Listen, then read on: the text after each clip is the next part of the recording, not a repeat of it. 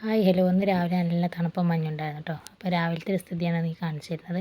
അപ്പോൾ ഏതായാലും നമുക്ക് ചോറും കറിയൊക്കെ കൊണ്ടുപോകണ്ട. വേഗം ഞാൻ ആദ്യം തന്നെ ചോറും കറിയാണ് വെക്കണം. കാരണം ഇന്ന് രണ്ട് മക്കൾ ഇവിടെ അല്ല, അമ്മാൻ്റെ കൂടെ തറവാട്ടിലേക്ക് പോയിക്കണം കേട്ടോ.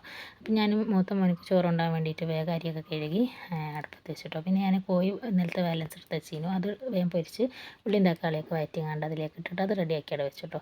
പിന്നെ ഒരു വെറൈറ്റി ദോശ ഇട്ടിട്ട് ഞങ്ങൾ രണ്ടുപേരുണ്ടായതുകൊണ്ട് പിന്നെ എന്താക്കി, ഞങ്ങൾക്ക് രണ്ടുപേർക്ക് മാത്രം കടി വേണ്ടിയിട്ടോ. അപ്പോൾ ഒരപ്പ തിന്നൂല കേട്ടോ.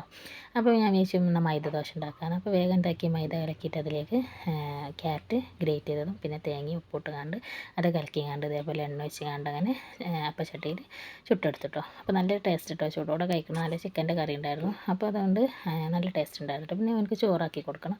അപ്പോൾ ഞാൻ നേരത്തെ ചിക്കൻ്റെ റെഡിയാക്കിയിരുന്നില്ലേ, അതും ചോറാക്കി കൊടുത്തു. പിന്നെ സാമ്പാറിൻ്റെ കറി ഉണ്ടായിരുന്നു. അപ്പോൾ അത് വേണ്ടായിരുന്നു കേട്ടോ.